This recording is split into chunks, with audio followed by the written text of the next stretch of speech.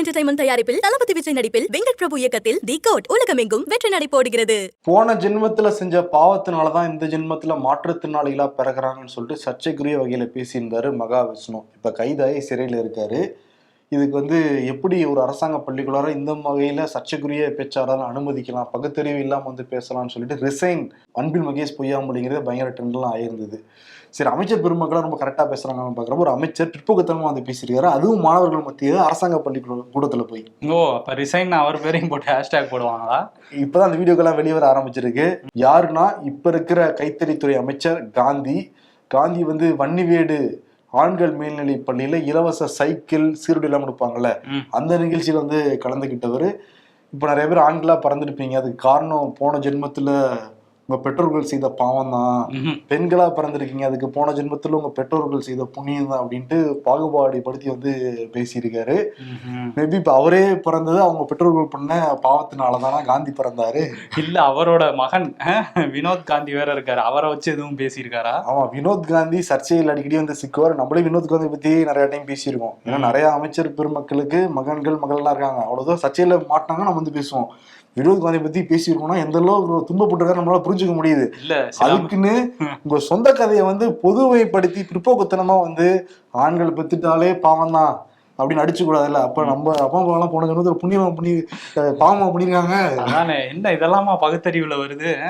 திமுகனா பகுத்தறிவு, பகுத்தறிவுனா திமுகன்னு சொல்லிட்டு இப்படி பேசிட்டு இருக்காரு அமைச்சர் காந்தி. காந்தினா ஃபாதர் ஆஃப் நேஷன் மாதிரி பேசுவோம், பில்லர் ஆஃப் நேஷன் மாதிரி பேசவே கூடாது. சரி, ஓகே.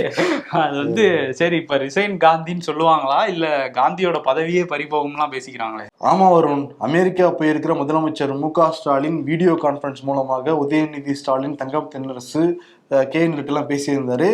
ஆட்சியிலையும் மாற்றம் இருக்கும், கட்சிக்குள்ளாரையும் சில மாற்றங்கள் இருக்கும்லாம் சொல்லியிருந்தாங்க. இப்ப என்ன சொல்றாங்கன்னா, ஆட்சியில கைத்தறித்துறை அமைச்சராக காந்தி அவருடைய போஸ்ட் பறிபோகம்லாம் பேசிக்கிறாங்க கட்சிக்குள்ளாரையே.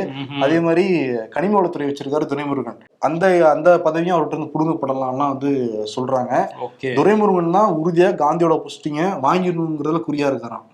ஒரே மாவட்டத்துக்காரங்க, ஏற்கனவே பஞ்சாயத்து எல்லாம் இருக்குன்னு பேசி முன்னுமை பஞ்சாயத்தா இருக்கும். நந்தகுமார் ஒரு பக்கம் இருப்பாரு, காந்தி ஒரு பக்கம் இருப்பாங்க, துரைமுருகன் ஒரு பக்கம் இருப்பாங்க. துரைமுருகன் மகன், அவருக்கும் மகன் இருக்கு பாரு, அப்ப அவரே இந்த லிஸ்ட்ல சேர்ப்பாரு காந்தி. என்னதான் இருந்தாலும் இந்த மாதிரி எல்லாம் பேசுறது, அவர் எந்த இன்டென்ஷனோட சிரிச்சுட்டு பேசியிருந்தா கூட இதெல்லாம் மாணவர்கள் மத்தியில பேசக்கூடாத ஒரு விஷயம்தான். இதை அவர் பேசிட்டு இருக்காரு. ஆனா முதல்வர் வேற மாதிரி பேசிட்டு இருப்பாரு, திமுகனா அப்படி இப்படின்னு. இப்ப வேற காந்தி நிறைய கெட்ட வார்த்தையெல்லாம் கூட மேடையில பேசியிருக்காரு. காந்தின்னு பேரை வச்சுக்கிட்டு அந்த வார்த்தையெல்லாம் சொல்லவே முடியாது.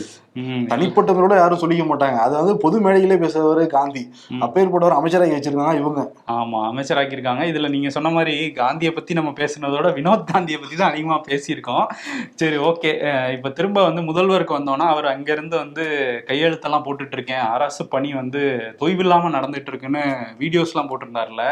அதுக்கு எடப்பாடி என்ன சொல்றாருன்னா, இவர் அமெரிக்கால போய் போட்டோ ஷூட் தான் பண்ணிட்டு இருக்காரு, இந்த மாதிரி கோப்புல கையெழுத்து போடுறேன் அது இதுன்ட்டு. ஆனா இங்க தமிழ்நாட்டுல ஒரே நாள்ல 6 கொலைகள் நடந்திருக்கு.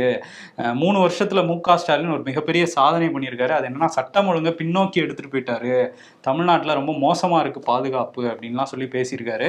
அது மட்டும் இல்லாம அவருமே கொஞ்சம் குமுறி இருக்காரு. என்னன்னா, நாங்க எதிர்கட்சின்னு நாங்க ஒருத்தங்க இருக்கோம், எங்களை நீங்க கண்டுக்கவே மாட்டேங்கிறீங்க, சும்மா நாங்க ஏதாவது சொன்னா அப்பப்போ பதில் மட்டும் சொல்றீங்களே தவிர அதுல ஒரு ஆய்வு நடத்தி ஒரு தீர்வு கொண்டு வந்தா தானே எங்களுக்கும் ஸ்கோர் கிடைக்கும், எங்களை கொஞ்சம் கண்டுக்குங்கன்னு ரொம்ப குமுறி இருக்காரு. எங்களுக்கும் மரியாதை கிடைக்கும், அதிமுக கட்சிக்குள்ளே எனக்கு பெருசா மரியாதை கிடையாது, எதிர்கட்சி தலைவராக இருக்கீங்க, நீங்க மதிக்கலன்னா யார் தான் மதிக்கிறது? டெய்லி அறிக்கை கொடுத்துட்டு இருக்கனா இல்லையா? இதுக்கு RS பாரதி வச்சு பதில் சொல்ல வைக்கிறது. ஆமா, அதுவும் கட்சி ரீதியா டீல் பண்ணிக்குவாங்க, ஆட்சி ரீதியா டீல் பண்ணக்கூடாதுங்கிறதுக்காக அமைப்பு செயலாளர் வச்சு பதில் சொல்றீங்க. ஆமா, இதுல என்னன்னா, அமெரிக்கா போயிருந்தாருல முதலமைச்சர் மு.க. ஸ்டாலின், பாருங்க அந்த சம்ரக்கா சிக்ஸா அந்த கல்வி திட்டத்தின் கீழ் நமக்கு நிதி ஒதுக்க மாட்டேங்கிறாங்க, அதாவது மக்கள்கிட்டயே நான் முடிவை ஒப்படைச்சிடுறேன், நம்ம சிறப்பா செயல்படுறோம், நான் ஒதுக்க மாட்டேங்கிறாங்க, ஆனா சிறப்பா செயல்படாத மாநிலங்களுக்கு ஒதுக்குறாங்க அப்படிலாம் கேள்வி கேட்டு மக்கள் நீங்களே தீர்ப்பெழுதுலாம் சொல்லியிருந்தாரு. இப்ப கல்வித்துறை அமைச்சர் தர்மேந்திர பிரதான் தமிழ்நாடு அரசு குறிப்பா முதல்வருக்கு 4 கேள்விகள் கேட்டிருக்காரு. நாங்க இப்படிலாம் நீங்க திருச்சி பேசக்கூடாது, இந்தியாவுடைய ஒருமைப்பாட்டை நீங்க சிதைக்கிற மாதிரி நடந்துக்க கூடாது, சட்டத்துப்படி நடந்துக்கணும்னு சொல்லிட்டு 4 கேள்வி என்ன கேட்டாருன்னா, தமிழ் உட்பட தாய்மொழியில் கல்வி கற்பதை எதிர்க்கிறீர்களா, தமிழ் உள்ளிட்ட இந்திய மொழிகளில் தேர்வு நடத்துவதை எதிர்க்கிறீர்களா, தமிழ் உள்ளிட்ட இந்திய மொழிகளில் பாட புத்தகங்கள் மற்றும் உள்ளடக்கம் உருவாக்கப்படுவதை எதிர்க்கிறீர்களா? தேசிய கல்விக் கொள்கையின் முழுமையான ஒழுங்கமைப்பான சமமான எதிர்காலத்துக்கான உள்ளடக்கம் சார்ந்த கட்டமைப்பை எதிர்க்கிறீர்களா? சொல்லுங்க. தமிழ் நீங்க தமிழ் தானே சொல்லுவீங்க. நாங்களும் தமிழ்னே சொல்றோம். எதிர்க்கிறீர்களா? சொல்லுங்க. இல்ல இதுல என்ன பிரச்சனை அப்படின்னா, தமிழ் உள்ளிட்ட அந்த உள்ளிட்டக்குள்ள என்ன லாங்குவேஜ் இருக்குங்கிறது தான் அப்ப பிரச்சனை. ஆனா 3 கேள்வியிலையும் தமிழ் உள்ளிட்டன்னு அனுப்பிச்சிருக்காரு. சரி, இதுக்கு முதல்வர் வந்து இதையும் வந்து இல்ல மக்களே பதில் சொல்லுவாங்கன்னு விட்டுற போறாரு. இதுக்கு வந்து வந்ததுக்கு அப்புறம் ஒரு கடிதம் எழுதுவாருன்னு நினைக்கிறேன். ஒரு நீண்ட ஒரு விவாதமா தான் போய்கிட்டு இருக்கு. பட் ஆரோக்கியமான விவாதமா இருக்கலாம். பட் நமக்கு தேவையான நிதியை முதலமைச்சர் வாங்கி வந்து கொடுக்கணும். நாங்க மக்கள்கிட்ட கொடுக்கணும்னா நாங்களா போய் வாங்கிட்டு வர முடியாது. தர்மேந்திர பிரதான்கிட்ட போய் ஆமா நாங்க பேசதான் முடியும், குரல் கொடுக்க தான் முடியும். தமிழ்நாட்டு பேச முடியும்னா தர்மேந்திர பிரதான்கிட்ட பேச முடியாது. இன்னொன்னு நம்ம பேசுறது அவருக்கு புரியாது. ஆனா வந்து இதுக்கு ஒரு தீர்வு கிடைக்கணும். ஜிஎஸ்டி கவுன்சில் கூட்டம் நேற்று நடந்து முடிஞ்சிருக்கு. எந்தெந்த பொருட்களுக்கு ஜிஎஸ்டி ஏத்த போறாங்கன்னு சொல்லிட்டு நிறைய நடுத்தர வர்க்கத்தினர் ரொம்ப பதவியப்பதான் இருந்தாங்க. நம்ம பயப்படுற மாதிரி எதுவுமே கிடையாது. புற்றுநோய்கள் அந்த மருந்துக்கான ஜிஎஸ்டி 12% 5% குறைச்சிருக்காங்க. நல்ல விஷயம் தான். அதுக்கப்புறம் அந்த கார் இருக்கைகளுக்கான அந்த ஜிஎஸ்டி 18% 28% வந்து உயர்த்தியிருக்காங்க. இதெல்லாம் தனி நிதின் கட்கரி நிதியமைச்சர்கள் கோரிக்கை வச்சிருந்தார். நீங்க அந்த டேர்ம் இன்சூரன்ஸ், லைஃப் இன்சூரன்ஸ் இதுக்கான ஜிஎஸ்டி கம்மி பண்ணணும், ரொம்ப அதிகமா இருக்கு. அவர் எடுக்கணுங்கிற மாதிரி சொல்லியிருந்தாரு. எடுக்கணும், அது வேணாங்கிற மாதிரி வந்து சொல்லியிருந்தாரு. எடுக்கணும்னு சொன்னாவது குறைப்பாங்களேங்கிற ஒரு நல்ல எண்ணம் தான் போல இருக்கு நிதின் கட்கரிக்கு. சரி, ஓகே, அது வேற. அவரே ஸ்டோல் வச்சு சுங்கச்சாவடியில வாங்குறாருப்பா. அதுவே அநியாயம். வாங்குறாருன்னா அவர் துறை, நம்ம அவருன்னு சொல்லல. ஆனா என்னன்னா, இது டேர்ம் இன்சூரன்ஸ், லைஃப் இன்சூரன்ஸே ஒரு ரொம்ப இக்கட்டான கட்டத்துல அவங்களுக்கு உதவக்கூடக்கூடிய ஒரு பணம் தான் அது.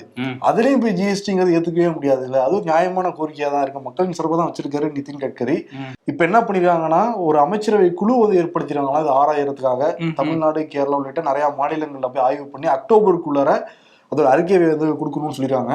அதுக்கு பிறகு நவம்பர் ஜிஎஸ்டி கவுன்சில் கூடுறப்ப இதுக்கான முடிவு எடுப்போம்ன்றாங்க. அடுத்த வருஷம் வந்து யாருக்காவது லைஃப் இன்சூரன்ஸ், டேர்ம் இன்சூரன்ஸ் அதுக்கான பணங்கிறது குறைக்கப்படலாம். அந்த பிரீமியம்ங்கிறது குறைய வாய்ப்பு தான் இருக்கு. சரி, இந்த லைஃப் இன்சூரன்ஸ், ஹெல்த் இன்சூரன்ஸை பற்றி பேசும்போது ஒரு நோய் வந்து இந்தியாவுக்குள்ளே வந்துருச்சு அப்படின்னு இப்போ மத்திய சுகாதாரத்துறை அறிவிச்சிருக்காங்க. என்னென்னா, அந்த மங்கி பாக்ஸ் நோய் காங்கோ நாட்டிலேருந்து கிளம்பி பல நாடுகளுக்கும் பரவுன அந்த நோய் இப்போ வந்து இந்தியாவில் ஒருத்தருக்கு வந்து கண்டறிஞ்சிருக்கோம் அப்படின்னு சொல்லியிருக்காங்க. ஹரியானாவை சேர்ந்த 26 வயது இளைஞர், வெளிநாட்டிலேருந்து வந்தவருக்கு இந்த தொற்று உறுதி செய்யப்பட்டிருக்கு அப்படின்னு சொல்லியிருக்காங்க. எல்லா மாநிலத்துக்கும் அறிவுரைகளையும் சொல்லியிருக்கு மத்திய அரசு. கொஞ்சம் எல்லாருமே கவனமாக இருங்கிறதையும் சொல்லியிருக்காங்க. மணிப்பூர் அந்த வன்முறை தொடங்கி 1.5 வருஷம் வந்து ஆயிடுச்சு. இன்னும் வந்து அதில் ஒரு அமைதி ஏற்படலை. அதுவும் இப்போ திரும்ப புதுசாக நிறைய வயலன்ஸ் வந்து அங்கங்கே வெடிச்சிட்டு இருக்கு. போராட்டங்களும் வந்து ஆரம்பிச்சிருக்காங்க மக்கள்.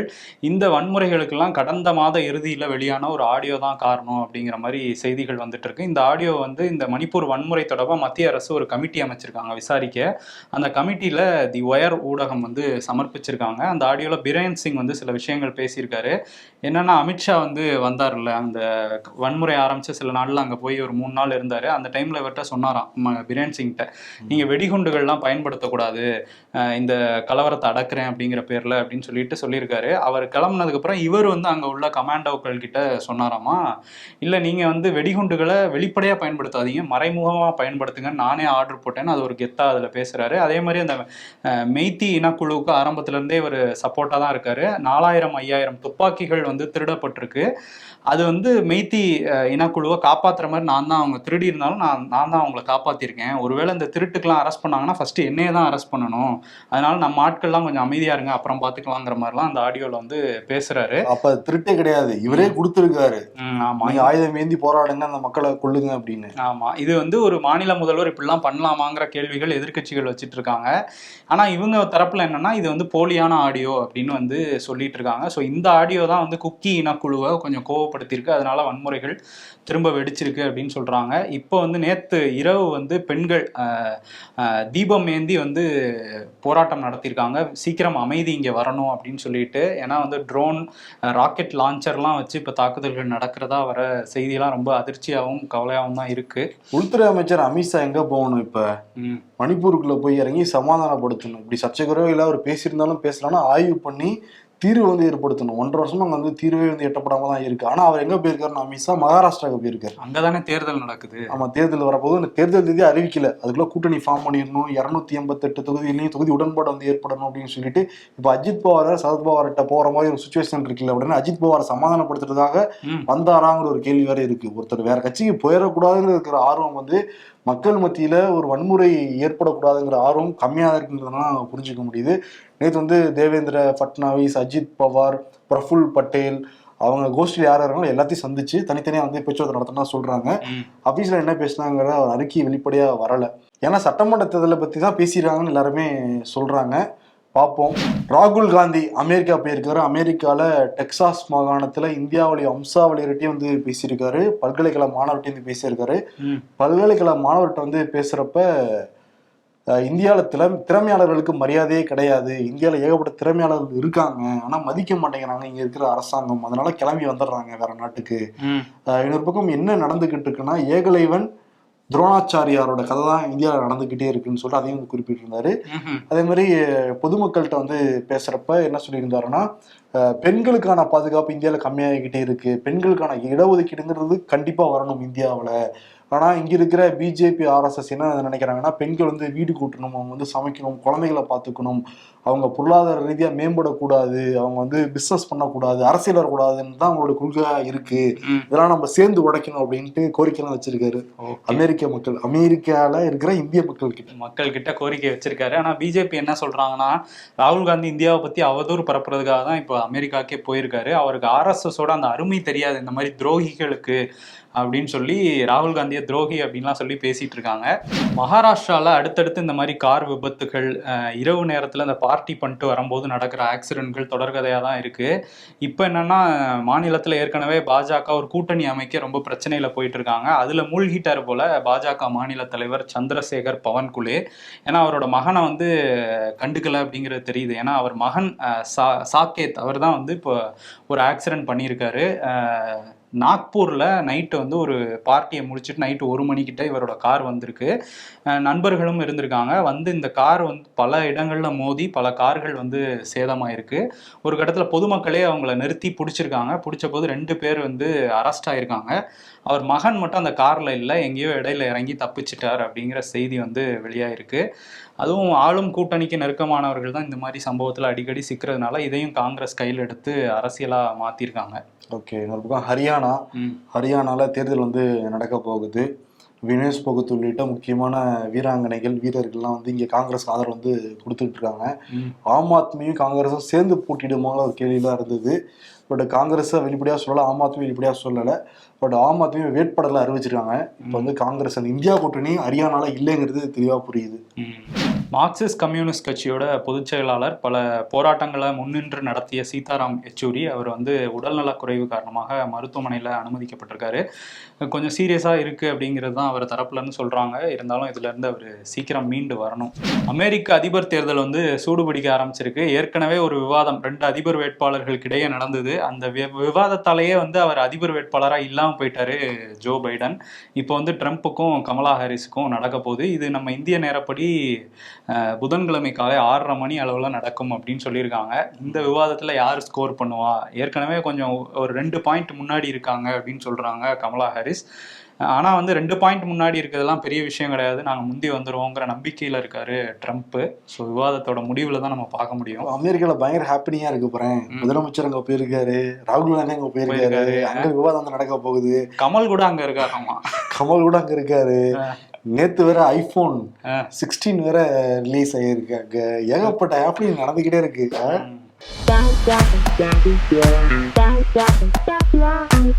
என்ன பெரிய பெத்த கடன், நடிகர் சங்க கடன் கேள்விப்பட்டிருக்கியா? எவ்வளவுதாங்க கடன், வெளிப்படையா சொல்லுங்க. சொல்ல மாட்டாங்க. இந்த கோட் படத்துல விஜயும் திரிசாவும் அந்த மட்டாங்கிற பாட்டுக்கு வந்து டான்ஸ் ஆடுறாங்க. அதுல எல்லோ கலர் சாரியில் இருக்காங்க, ரெட் கலர் வளையல்லாம் போட்டிருக்கனால கட்சி கொடி அப்படின்ற மாதிரி மீம்ஸ் கிரியேட் பண்ணிருக்காங்க.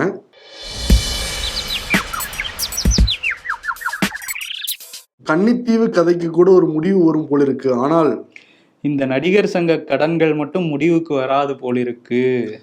ஜிஎஸ்டிக்கு மட்டும்தான் ஜிஎஸ்டி வரி இல்லை போல. கரெக்ட். அரசியல்ல இதெல்லாம் சாதாரணமாப்பா. விருது மோடிக்கும் அமித்ஷாவுக்கும் வந்து கொடுத்துடலாம். மியூட் மோட்லேயே இருக்காங்க. அந்த மணிப்பூரை பற்றி பேசவே மாட்டேங்கிறாங்க. நாடாளுமன்றத்துக்குள்ளாரே வலுக்கட்டாயமாக கொண்டு வந்து எதிர்கட்சிகள் வந்து பேச வச்சாங்க. அதுவுமே ஒரு 2 நிமிடங்கள் வந்து கடந்து போயிட்டார் பிரதமர் மோடி. இப்போ திரும்பவும் வந்து வன்முறை விளையாட நடந்துக்கிட்டு இருக்கு. ஒரு ஆடியோவை ரிலீஸ் ஆயிருக்கு. அது முதல்வர் பேசினாரா இல்லையாங்கிறது மத்திய அரசு ஆராயும். எதை பற்றியும் வாய் திறக்காமல் இருக்கிறது என்னங்கிறது புரிஞ்சுக்கவே முடியல. அமைதி வந்து திரும்பணும். இந்தியாவில் எல்லா பக்கம் அமைதியாக இருக்கணும்னு தான் விரும்புகிறோம். ஆனால் உலகம் முழுக்க அவர் போய் அமைதி விரும்பின்னு வந்து பேர் எடுத்துட்டு இருக்காங்க. இப்போ கூட வந்து இஸ்ரேல் ஹமாஸ் போகிற நிப்பாட்டணும்னு தான் ஜெய்சங்கர் போய் பேசுகிறாரு. சந்தோஷமான விஷயம் தான். மணிப்பூர் முதல்ல கலவரத்தை நிப்பாட்டணும்ல. எப்போ உங்கள் வாயை திறக்க போகிறீங்க, எப்போ அந்த மியூட் மோட்லேருந்து வெளியேற போகிறீங்க, அன்மியூட்டாக எப்போ இருக்க போகிறீங்கன்னு தான் நமக்கு எல்லாமே இருக்குது. ஒரு கேள்வியாகவே தோணிக்கிட்டே இருக்குது. அதே வந்து அன்மியூட்டுங்கிறதே விருதாக வந்து கொடுத்துடலாம் மோடிக்கும் அமித்ஷாவுக்கும். பேசுங்க, பிரச்சனையை வந்து சால்வ் பண்ணுங்க. நன்றி. AGS என்டர்டைன்மெண்ட் தயாரிப்பில் தளபதி விஜய் நடிப்பில் வெங்கட் பிரபு இயக்கத்தில் the greatest of all time ரசிகர்களின் ஆதரவுடன் வெற்றி நடை போடுகிறது.